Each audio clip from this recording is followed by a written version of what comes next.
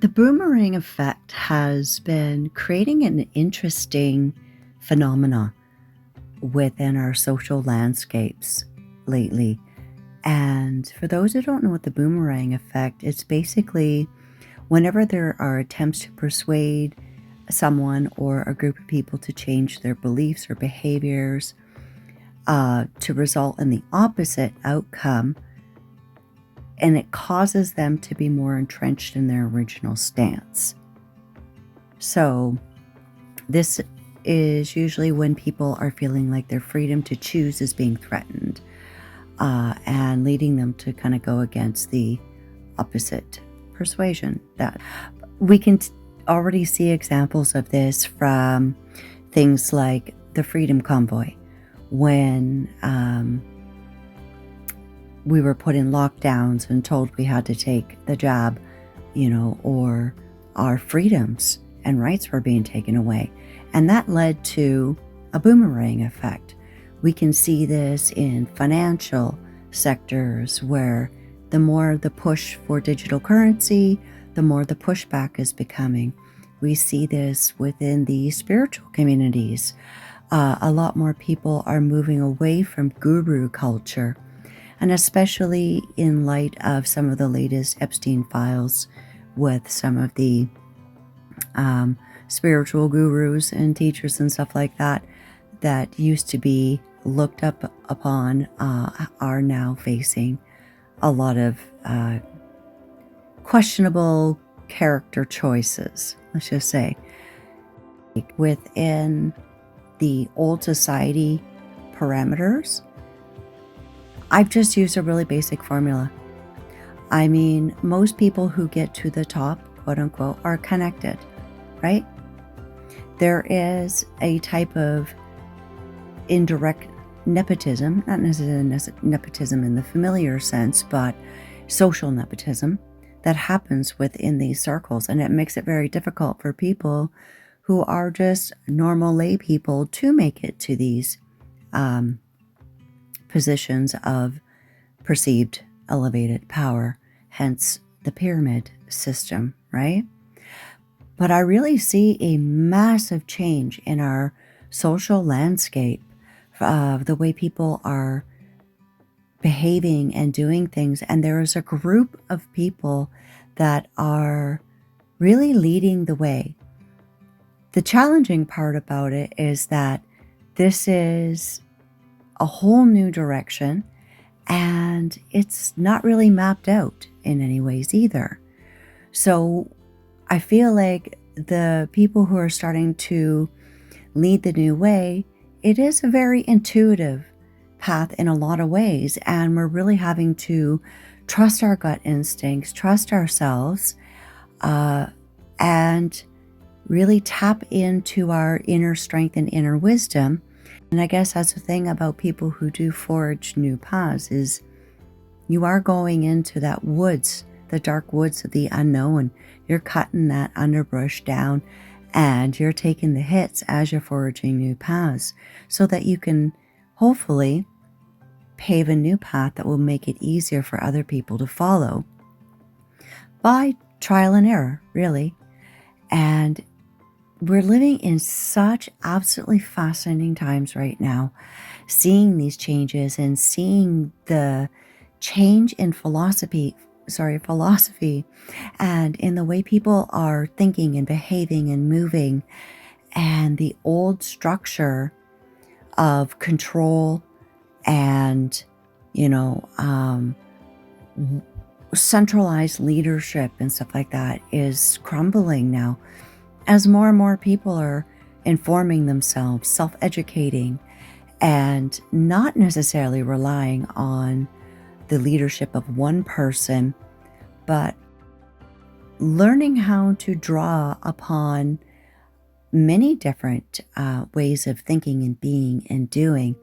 Taking little appies and samples of many different ideas and thoughts and educational systems, and trying things for yourself to see what works for us as an individual, because the cookie cutter system that pumped out cookie cutter people and ideas and thoughts and this sterile way of living, it's not sustainable.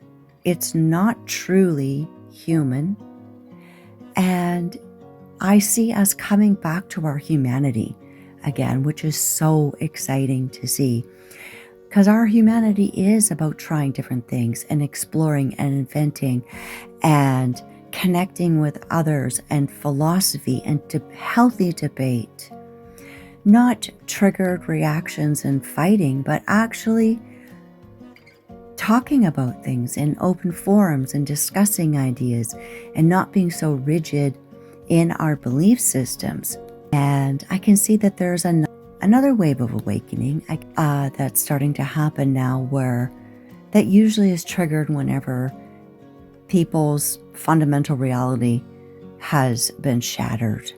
And then that creates sort of a questioning of one's own reality, thoughts, and belief system that can lead to an ego death, dark nights of the soul. And then that sends people on a quest of searching and looking for more. I do realize that some people, it will put them into spiritual psychosis because essentially their world has been shattered. I know that that is definitely something to be sensitive of, and anybody who is going through that right now, it is very important to stay grounded and to sometimes limit your information consumption and go back to look around you.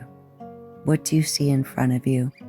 And engage in your 5 senses and center yourself in your immediate reality of what it is that you can see right in front of you at this very moment, not going down too many rabbit holes.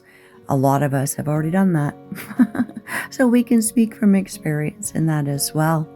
Find people who have been through this awakening, because there's many, many layers to this. The discovery that the world is basically a shithole being run by a bunch of psychopaths, that's just basically level 1. There's many layers to that as you go on. The deeper you go, the more you realize that the purpose of this is for us to retrain our brain. But by doing that, we actually have to break those neural pathways of conditioning, and that part is quite a painful process actually. But in doing so, we can form new neural pathways and new ways of thinking. And so just be mindful of what it is that you're ingesting and how it makes you feel. If it is making you feel spinning out of control, if it is making you feel ungrounded, it's probably best to take a breather from that, because this world has always had darkness in it. It's always had all of these things. This isn't new. This is just being brought to the light.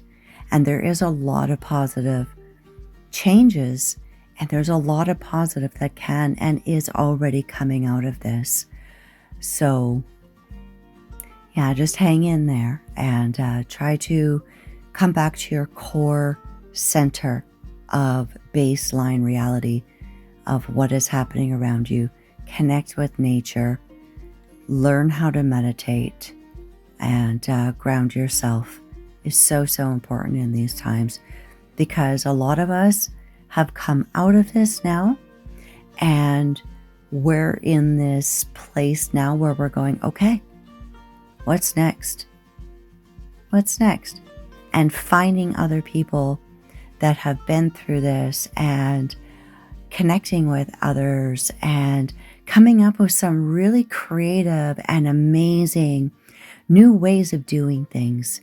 And that's the thing about being pioneers, is it is trial and error, and there is going to be error, but there's also going to be some absolutely amazing, creative ways that so many more people are coming up with, that we can have a healthier and more productive way of living, mind, body, and spirit.